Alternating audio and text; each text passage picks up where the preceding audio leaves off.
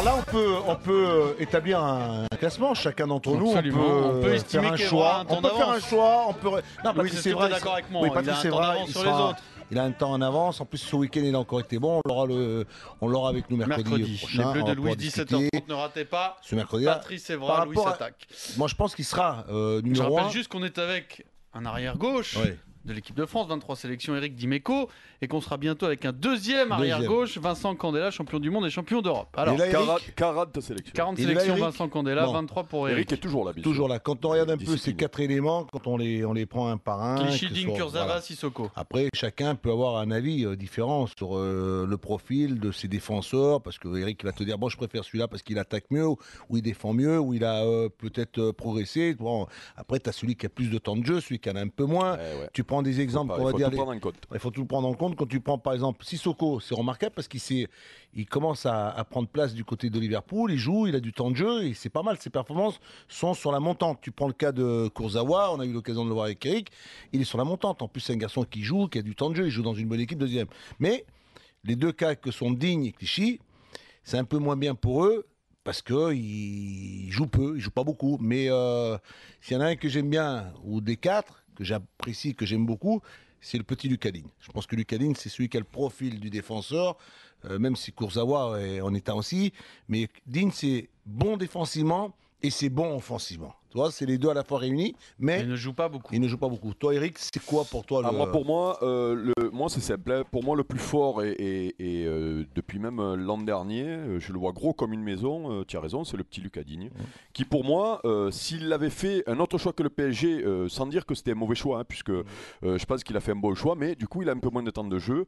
Pour moi, il est même devant un Patrice Evra, c'est-à-dire que ce garçon aurait le même temps de jeu que le petit Kurzawa, il serait titulaire aujourd'hui en équipe de France. Mais parce que il a tout d'expérience. Mais le problème, mais l'expérience, tu sais, l'expérience, si tu joues jamais, si on te fait, tu commences toujours un jour. On a tous commencé, et après tu saisis ou tu saisis pas. Le jour qu'il va rentrer, il va y rester lui. Voilà, l'équipe de France, c'est ça. C'est un jour tu as ta chance, ou tu la saisis ou tu la saisis pas. C'est pour ça que le petit Ali Sissoko, d'après moi, il a laissé passer le wagon.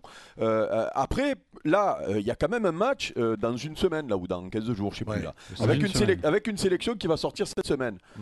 Si le petit Kurzawa n'est pas sélectionné aujourd'hui en équipe de France, vu les carences qu'il y a à ce poste-là, j'y comprends plus rien au foot. Voilà, je te le dis de suite. Il peut y avoir un raisonnement tout simple. Toi, tu penses qu'il a pris une dimension, qu'il a progressé? Il est titulaire dans l'équipe qui est seconde et qui lutte avec le truc. Il a progressé. Même si tu as raison, il a des lacunes au départ, un peu plus de lacunes défensivement. Je trouve qu'il a fait beaucoup de progrès défensivement. Et ensuite, il a plein de bourre en ce moment. Donc, on m'explique la forme du moment. Et 2, on risque d'avoir une équipe avec un milieu de terrain, Cabaye, Matuidi, Pogba. C'est-à-dire un milieu un peu comme au PSG, fort défensivement, qui va conserver le. C'est-à-dire que tu peux te permettre dans les couloirs d'avoir des mecs qui vont un peu plus devant et qui ont un peu moins. Parce qu'elle ne me dit pas qu'Evra c'est un diable défensivement.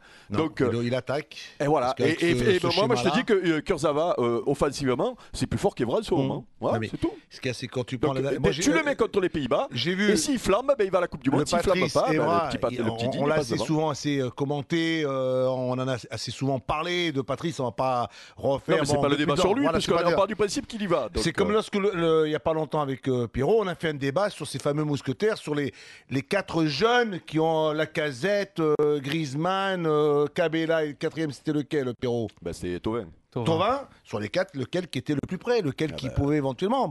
Aujourd'hui, c'est Griezmann. Et là, on cherche aussi quel est celui qui peut. Mais de 4 jeunes que je t'ai cités, c'est pas des titulaires, c'est des garçons pour accompagner, pour entrer dans ce groupe. Sur ces 3-là, sur ces 4 noms, ce ne sont pas non plus des garçons que l'on. Donc pour toi, Lucas Digne, pour Eric.